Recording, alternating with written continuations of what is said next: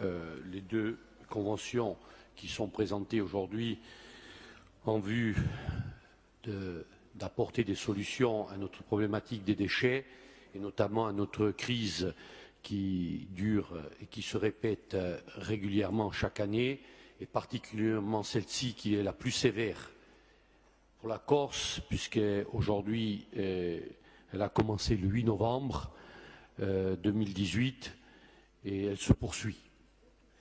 Une crise qui coûte en moyenne pour la Corse au niveau régional et pour les Corses, Kadapaga, entre 32 et 35 000 euros par jour. Vous le savez très bien qu'aujourd'hui, on ne peut plus enfouir, il n'y a plus les capacités sont bloquées, j'oserais dire de cette façon, sans préjuger de quoi que ce soit.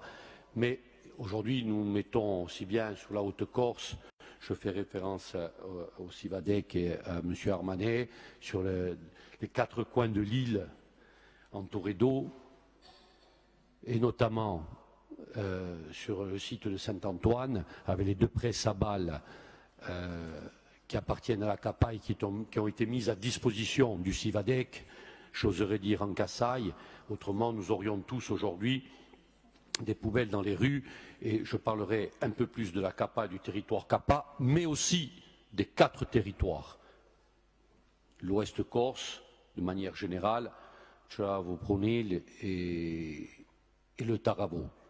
Et donc on met en balle à Saint-Antoine. Vous connaissez, je voudrais alerter, hier nous parlions de développement durable, le souci d'insalubrité, nous avons parlé des mouches et nous parlons aujourd'hui d'autres problèmes que nous rencontrons et qui sont dans les milieux urbains et dans les milieux ruraux. Je voudrais faire référence à cette plateforme qui a été mise en place de stockage, de dépôt des balles, je ne sais pas comment on peut l'appeler, à Carbouche, et qui occasionne des nuisances dans la vallée de la Gravonne et notamment particulièrement au village. Je parle de la communauté des communes du Prunil, Tchelavo-Prunil. Donc voilà un peu la situation, 32 à 35 000 euros par jour pour la Corse, l'addition est salée. Alors je voudrais revenir sur la nécessité de ces conventions. Et pour exemple, et je voudrais saluer le travail de l'Office de l'environnement pour donner des indicateurs forts, autant que ce soit les 2 plus gros producteurs, donc les 2 grosses communautés d'agglomération, celle de Bastia ou de Bastia et Kudayayach, qui doivent être en tête de ligne, et donc aujourd'hui nous nous apprêtons à le faire. Donc vous avez dans ce rapport très rapidement une présentation des coûts 2018 de la gestion des déchets.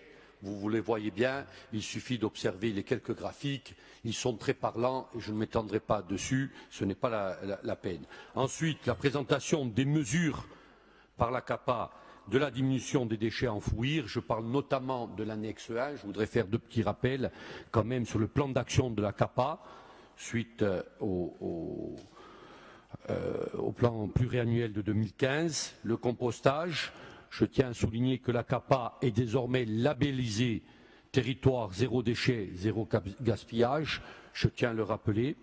Les actions en faveur du tri et de la valorisation et toutes les mesures qui sont mises en place. La mise en place de la tarification incitative. Les études sont en cours. Nous attendons dans les mois qui viennent les résultats. La mise en place de la police intercommunale sur le territoire CAPA, et je peux les saluer le travail, parce que nous faisons appel à cette police intercommunale régulièrement. Encore cette semaine, entre lundi et mardi, nous avons verbalisé sur ma commune, territoire commune de Père, uniquement, il y a eu 7 procès-verbaux qui ont été dressés à l'encontre d'administrés de la commune. Je tiens à le dire, ce ne sont pas des touristes. Oui, peut-être une perte électorale, mais à un moment donné, il ne faut pas être que dans le calcul, Monsieur Armanet, sans cesse politicien.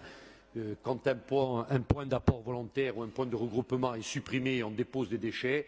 Je pense après l'information et je dirais la pédagogie qui a été faite par les ambassadeurs du tri de la CAPA, qui ont visité au moins 3 fois chaque domicile, chaque foyer. Je pense qu'il est temps, après les lettres de rappel, de passer à une mesure un peu plus je dirais, un peu plus directe. Et aujourd'hui, des procès-verbaux ont été rédigés. Je le dis sans détour. Et évidemment, ça peut faire l'objet de quelques critiques, mais nous les assumons et nous sommes là aussi pour les assumer. Donc la création de 2 recycleries supplémentaires, la création d'une plateforme de compostage et la création d'une usine de tri et de valorisation des déchets, le CTV, donc pour tenter d'atteindre, alors cela dépendra des modules que nous voulons insérer, si nous pouvons atteindre les 60%, voire les dépasser sous certaines conditions, conformément à la réglementation nationale et européenne dans le cadre de la loi de l'économie sociale et solidaire. Voilà ce que je voulais dire. Je pense qu'il y a sur la présentation du rapport, il y a eu un échange avec votre cabinet, Monsieur le Président exécutif. Je crois que dans notre rapport, hier en commission, nous a été distribué sur l'annexe 2, cette fois-ci, je parle de l'annexe 2 et non l'axe 1, mais ça n'a pas été corrigé dans la présentation du rapport que vous avez sous les yeux. Aujourd'hui, l'annexe 2 prévoit donc un investissement sur l'ensemble de la CAPA à terme, porté par les financements portés par le CIVADEC, entre 30 et 34 millions d'euros. La présentation que vous avez sur les yeux en annexe 2 ne fait pas figurer le centre de tri multifonction, même s'il est dans la convention, de 32 à 37 millions d'euros. Voilà. Non, mais elle a été remplacée en commission, mais aujourd'hui les conseillers ne l'ont sur le rapport. Non, sur les rapports, les iPads. Je ne sais pas si. Enfin, est-ce que vous l'avez? Non. Non, mais je voulais le préciser. Les choses sont claires, mais si vous voyez, vous n'avez pas 32 sur l'annexe 2, financement porté par le CIVADEC, ne figure pas le centre de tri et multifonction, donc ne figurent pas les 32 à 37 millions d'euros dans ce plan de financement et dans le rapport 49 que vous avez sous vos yeux, dans vos iPads, il ne figure pas. Mais cela est bien entendu, cela a été discuté et corrigé en commission des finances et développement hier et l'annexe a été apportée. Seule chose, il n'y a pas eu de correction informatique, j'oserais dire. Voilà un peu ce que je voulais dire.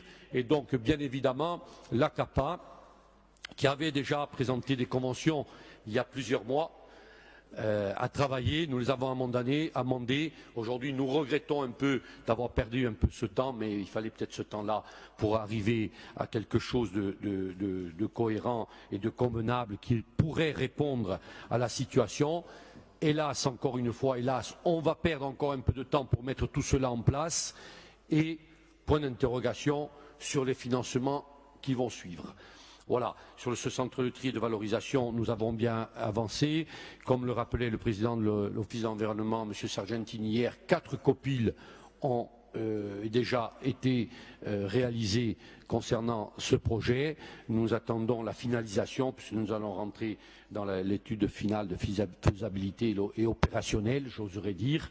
Donc nous attendons cela. Moi, j'avais émis le souhait, et je l'avais répété à plusieurs reprises, il m'aurait semblé opportun, au vu de la situation, c'est une priorité pour la Corse, même s'il y a d'autres domaines très importants, que lors des budgets, je ne l'ai pas dit hier, pour ne pas me répéter, il m'aurait été souhaitable, et je m'étais entretenu aussi avec le président de l'exécutif, même si un soutien est apporté à travers ces conventions, Office d'environnement, exécutif, enfin assemblée, je pense qu'il aurait été, dans ces cas d'urgence et extrême, de créer une ligne budgétaire à définir des montants, puisque notre situation financière est mirobolante, avec des ratios plus qu'acceptables concernant les déchets, ce qui aurait participé à aider plus rapidement et soulager les finances des intercommunalités qui aujourd'hui sont exsangues.